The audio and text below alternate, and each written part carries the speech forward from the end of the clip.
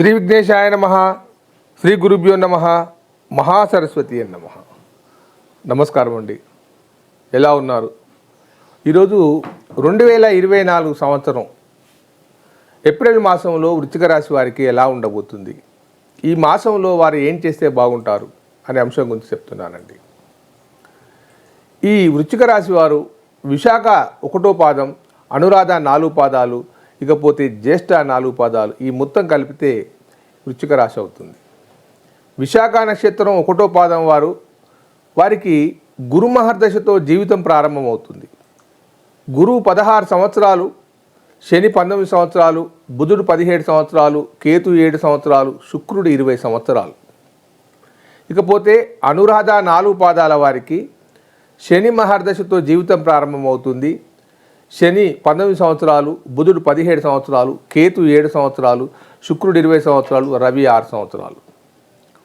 ఇక చివరిగా జ్యేష్ఠ నక్షత్రం 4 పాదాల వారికి బుధ మహర్దశతో జీవితం ప్రారంభమవుతుంది. బుధుడు 17 సంవత్సరాలు, కేతు 7 సంవత్సరాలు, శుక్రుడు 20 సంవత్సరాలు, రవి 6 సంవత్సరాలు, ఇకపోతే చంద్రుడు 10 సంవత్సరాలు. నేను ఎందుకు ప్రతి నక్షత్రానికి దశలు ఎందుకు చెప్తున్నాను, ప్రతి రాశికి దశలు ఎందుకు చెప్తున్నాను, అది ముందు గమనించండి. గోచారం అనేది కొద్ది రోజులు మాత్రమే మీ యొక్క జీవితాన్ని తెలియజేస్తుంది. కానీ జాతకం అనేది మీరు పుట్టగానే మీరు ఏమవుతారు, ఎప్పుడు కష్టాలు వస్తాయి, మీరు ఏం సాధిస్తారు, మీకు లోపాలు ఏమిటి, వాటి వల్ల లాభాలు ఏమిటి, నష్టాలు ఏమిటని తెలియజేస్తుంది. అందుగురించే ఈ విశాఖ 1వ పాదం వారు ఎవరైతే ఉన్నారో వారి దశ తెలుసుకోండి. గురువు 16 సంవత్సరాలు, శని 19 సంవత్సరాలు, బుధుడు 17 సంవత్సరాలు, కేతు 7 సంవత్సరాలు, శుక్రుడు 20 సంవత్సరాలు అని చెప్పాను. మీ వయస్సు ఎక్కడ ఉందో గుర్తించండి. గుర్తించినప్పుడు ఆ దశ నడుస్తుంది అన్న విషయం తెలుస్తుంది. అందుగురించే చెప్తూ ఉంటాను. ఇకపోతే ఈ మాసంలో ఈ వృశ్చిక రాశి వారికి ఒక శుక్రుడు మాత్రమే నెల రోజులు వారికి లాభం చేకూరుస్తున్నాడు. మిగతా గ్రహాలన్నీ కూడా ఏవి పనిచేయట్లేదు, నష్టం చేయట్లేదు, లాభం చేయట్లేదు. అంటే ఒక శుక్రుడు ఒకటే మీకు లాభసాటిగా ఉన్నాడు.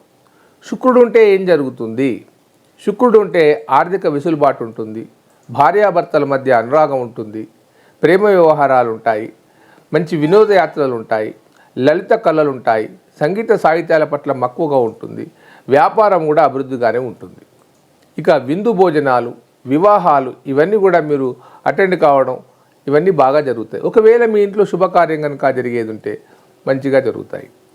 ఇక మిగతా గ్రహాల యొక్క పరిస్థితి మీకు అనుకూలంగా లేవు, అనుకూలంగా లేకున్నా మీకు బాధపడేది ఏమీ లేదు. ఎందుకంటే నష్టపరచట్లేదు, లాభపరచట్లేదు, కాబట్టి సమంగా ఉన్నాయి.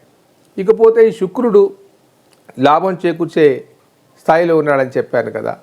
ఇంకా ఏదైనా వివాహాలు కూడా ఈ శుక్రుని వల్ల కూడా జరుగుతాయి. కేవలం ఒక గురుబలం వల్లనే కాదు, శుక్రుని వల్ల కూడా వివాహాలు జరుగుతాయి. చాలామంది నన్ను అడుగుతున్నారు, గురుగారు గురుబలం ఉంది, నాకు వివాహం కావట్లేదు, ఎందుకు కావట్లేదు? ఎంతోమంది నేను జ్యోతిష్యులను కలిశాను, అయ్యగారులను కలిశాను, వారు అంటున్నారు నాకు గురుబలం ఉంది అని అంటున్నారు, కానీ నాకు వివాహం కావట్లేదు.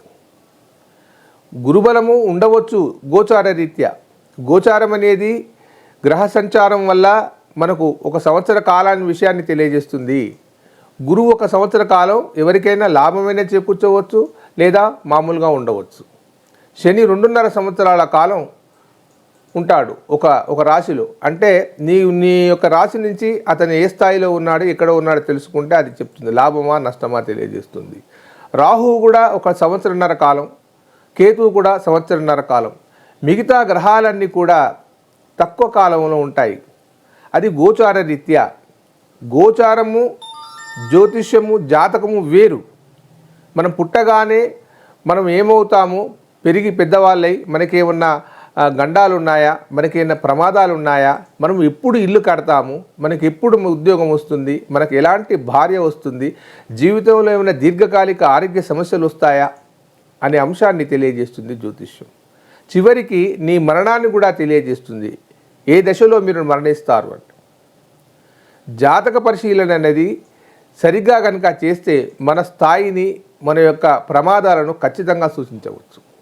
ఇకపోతే ఈ జాతకం ద్వారా కొంతమంది రత్నధారణ విషయంలో నక్షత్రాన్ని బట్టి కొంతమంది రాశిని బట్టి కొంతమంది దశను బట్టి కొంతమంది పెడుతూ ఉంటారు. కానీ నా అభిప్రాయం ప్రకారంగా మీకు ఏ దశ అయితే నడుస్తుందో ఆ దశానాథుని యొక్క రత్నధారణ చేస్తే మీకు మంచి ఫలితాలు వస్తాయి, బ్రహ్మాండంగా ఉంటారు. ఇకపోతే మన జాతకంలో కనుక గ్రహాలు నీచపడిపోయి ఉన్నాయనుకోండి, మనకు కావాల్సిన గ్రహం, మనకు 12 భావాలు ఉంటాయి, 12 రాసులు, 12 భావాలు. ఈ 12 భావాలంటే ఏమిటి? ఈ 12 భావాలంటే 12 రకాల పనులు. ఎవరి జాతకంలోనైనా చంద్రుడు ఎక్కడైతే ఉంటాడో వారి ఆ రాశి ఏర్పడుతుంది. ఎవరి జాతకంలోనైనా లగ్నము అనేది ఎక్కడైతే ఉంటుందో అక్కడి నుంచి వారి యొక్క తనుభావాలు ప్రారంభమవుతాయి. 12 తనుభావాలు ఉంటాయి మనకు. ఒకటి తను, ధన, భాతృ, మాతృ, పుత్ర, శత్రు, కలత్ర, ఆయుష్, పిత్ర, రాజ్య, లాభ, వ్యయ. ఇవి మన పనులు, మన జీవితంలో నడిచే పనులన్నీ. తనువు అంటే శరీరము. నీ శరీరం ఎలా ఉంటుంది? నువ్వు హైట్గా ఉంటావా, నువ్వు కలర్గా ఉంటావా, దృఢంగా ఉంటావా, అది ఖచ్చితంగా తెలియజేస్తుంది.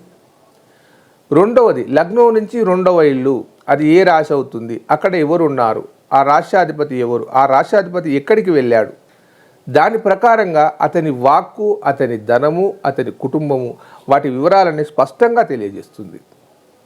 ఇక మూడవది భాతృస్థానం అంటారు. సోదరి సోదరిమణులు, కనిష్ట సోదరులు, తర్వాత మీ అన్నదమ్ముల సంబంధము, నీ యొక్క పరాక్రమము, నీలో ఎంత పవర్ ఉంది అనే విషయాన్ని తెలియజేస్తుంది.